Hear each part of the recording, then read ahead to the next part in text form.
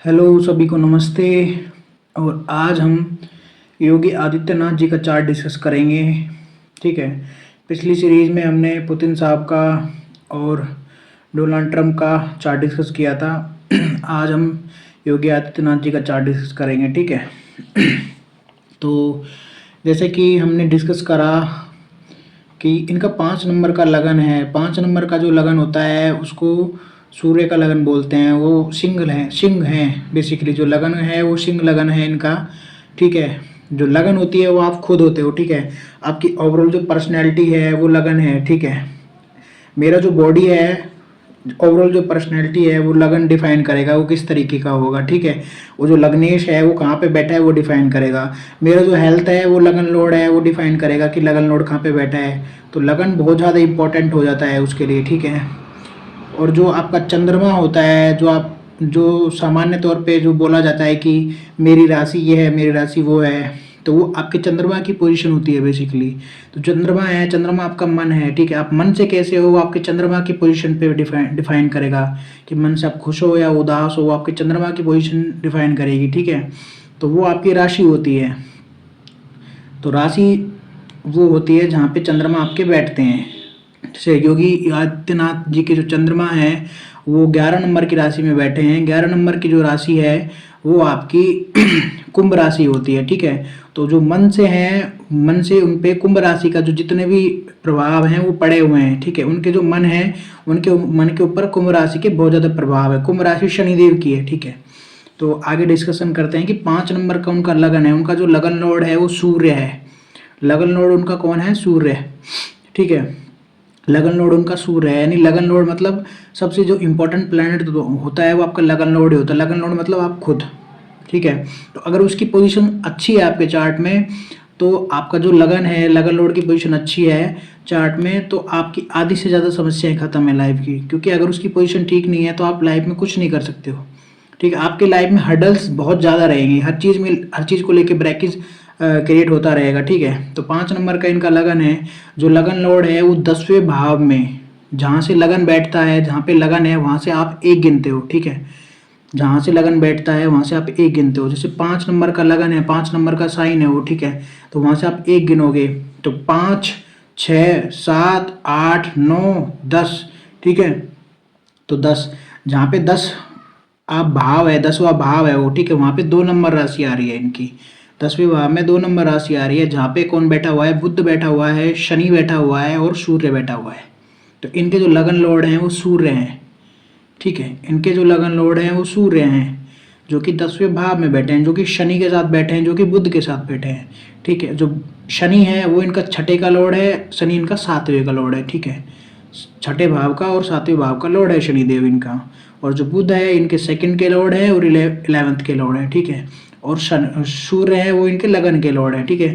जो सबसे important planet होता है वो आपका लगन लॉर्ड होता है। सूर्य इनके लगन लॉर्ड है, जो कि 10वें भाव में है। 10वें भाव में लगन लॉर्ड का होना अपने आप में आपको बहुत ज़्यादा शक्तिशाली, बहुत ही ज़्यादा, मतलब कि ये मान के चलिए कि सामने वाले को हर कोई जानता है, बहुत अच्छे से हर कोई पहचानता है। 10वें भाव में अगर लगन लॉर्ड है तो उस पर्सनैलिटी ना छुपाए नहीं छुपती ऐसे व्यक्ति की, कि 10वें भाव में अगर लगन लॉर्ड है, ऐसे व्यक्ति ना कुछ विशेष करने के लिए पैदा हुए हैं। मतलब सामान्य काम करने के लिए पैदा नहीं हुए, विशेष करने के लिए पैदा हुए। और ये तो मुख्यमंत्री हैं उत्तर प्रदेश के, ये तो मुख्यमंत्री हैं। ठीक है। 2017 से ये मुख्यमंत्री हैं उत्तर प्रदेश के।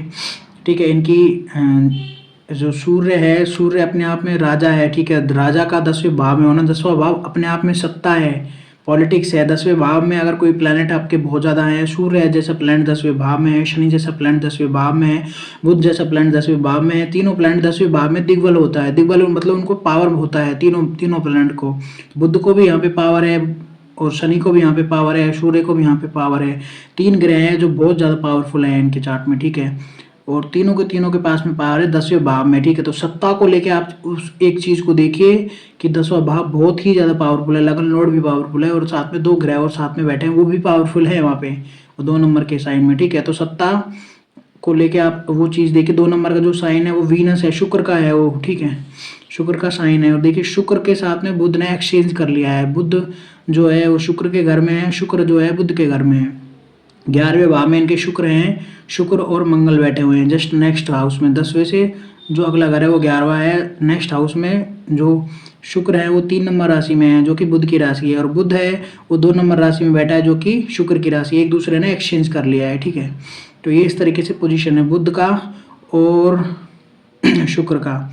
जो शुक्र है वो इनके मंगल के साथ में बैठे हैं, ठीक है, जो कि योग कारक है इनका, इनके भाग्य का लॉर्ड भी है और 11वें भाव में बैठा है। 11वें भाव में कोई ग्रह बैठता है, अगर आपका भाग्येश बैठता है तो आपको बहुत बड़े लार्ज नेटवर्क सर्कल से जोड़ता है। अगर आपका भाग्येश है वो, तो जैसे मंगल जैसा प्लैनेट है वो लार्ज नेटवर्क सर्कल से इनको जोड़ता है, मतलब बहुत बड़ी जो जनता है उससे आपको जोड़ रहा है बेसिकली, ठीक है। और शनि है वो जनता का कारक है, ठीक है, वो 10th हाउस में है। तो बहुत सारी जो चीज़ें हैं वो आप रिप्रेजेंट कर रही है इनके चार्ट में, कि जो इनका चार्ट है वो यूनिक चार्ट है अपने आप में, ठीक है। 5th हाउस में देखिए, 5th हाउस में बृहस्पति हैं, अपने ही घर के बैठे हैं। पूर्व पुण्य, बहुत सारा पूर्व पुण्य सामने वाला लेके आया है। 9 नंबर का साइन है, 9 नंबर साइन धर्म का साइन होता है। धनु राशि धर्म की राशि है, ठीक है। धनु राशि में बहुत ज़्यादा प्लेनेट होना, मतलब एक इंसान अपने आप में जो धार्मिक बोल सकते हो आप उसको, जबरदस्त तरीके से जो कट्टरता आपको देखने को मिलती है ना, मतलब सामने वाले में वो है धर्म को लेके, मतलब वो बहुत ही ज़्यादा गंभीर है। उसको कट्टरता नहीं बोल सकते, पर धर्म को लेके बहुत ही ज़्यादा सामने वाला गंभीर है। 9 नंबर के साइन में बृहस्पति का होना, ठीक है, और वो पंचम भाव में है, तो बहुत ही ज़्यादा वो शुभ स्थिति है बृहस्पति की वहाँ पे। फिर इसके बाद में देखिए 6ठे भाव में राहु है। 6ठे भाव में जो राहु है 10 नंबर की राशि में 6ठे भाव में राहु है। जहाँ से लगन है वहाँ से आप गिन सकते हो चीज़ों को, ठीक है। तो जहाँ पे 5 नंबर है वहाँ से आप 1 गिनोगे। जहाँ पे 6 नंबर है राशि है वहाँ पे आप 2 गिनोगे।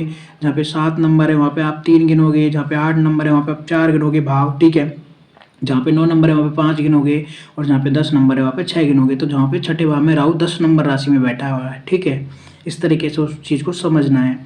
तो 6ठे भाव में राहु का बैठना अपने आप में बहुत ही ज़्यादा पावर इंसान को देता है, क्योंकि आपके जो रोग ऋण है, शत्रु है, जितना भी आपका विरोधी है उसको पछाड़ने के लिए 6ठे भाव में राहु बहुत अच्छा है, ठीक है।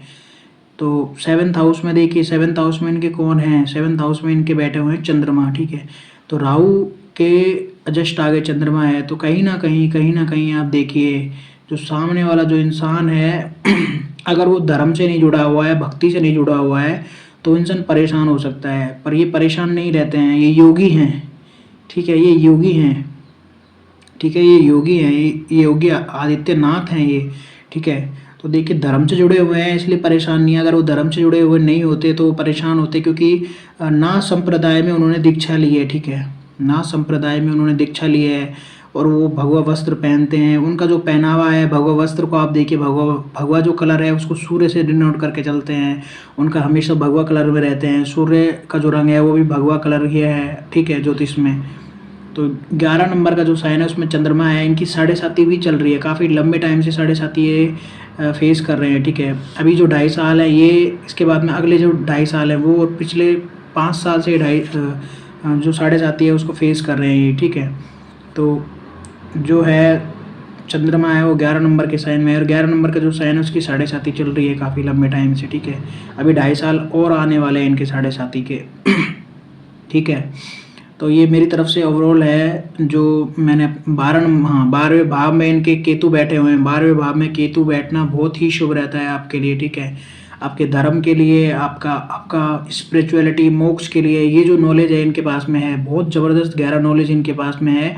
5वें भाव में बृहस्पति का होना, 12वें भाव में केतु का होना, ये बहुत ही ज़्यादा शुभ स्थिति है, ठीक है बहुत ही ज़्यादा शुभ स्थिति है ये आपके धर्म के लिए, आपके मोक्ष के लिए, या आपके भगवान से जुड़े रहने के लिए बहुत ही ज़्यादा शुभ स्थिति है। और इनका जो चार्ट है अपने आप में बहुत ज़्यादा शुभ है, ठीक है। मंगल के साथ में कौन बैठा हुआ है, मंगल के साथ में कौन बैठा है, शुक्र बैठा है। मंगल के साथ में शुक्र बैठा हुआ है, ब्रह्मचारी है ये, ठीक है, ब्रह्मचारी हैं, विवाह नहीं हुआ है इनका। देखिए बृहस्पति की दृष्टि है शुक्र और मंगल पे, ठीक है। अगर अकेला मंगल के साथ में शुक्र बैठा हुआ होता तो कहीं ना कहीं आप इसको अलग तरीके से देख सकते हो, ठीक है। वो नहीं बोलूँगा क्या है वो, पर बृहस्पति की दृष्टि है उस पे,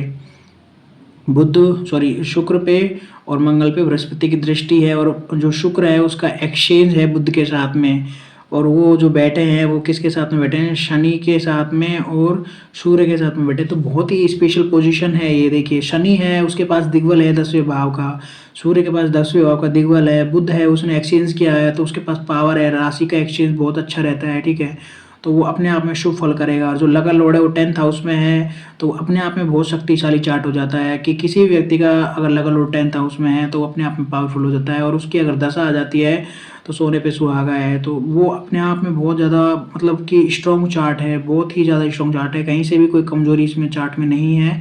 राहु और मंगल, राहु के आगे राहु के आगे चंद्रमा है, वो जो पोजीशन है वो मेरे को कमजोर नज़र आती है। पर उसमें भी आप देखिए कि राहु और जो चंद्रमा है वो किसके साइन में है।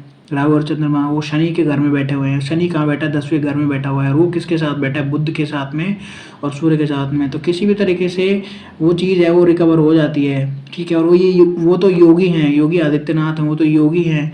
तो इतनी सारी साधनाएं उन्होंने की हुई है, इतना उनको नॉलेज, इतना ज्ञान है उनको कि उन्होंने उस चीज़ को रिकवर जरूर किया होगा। जो राहु के आगे जो चंद्रमा है, ठीक है, उस चीज़ को रिकवर उन्होंने जरूर किया होगा, ठीक है। तो ये मेरी तरफ से डिस्कशन है।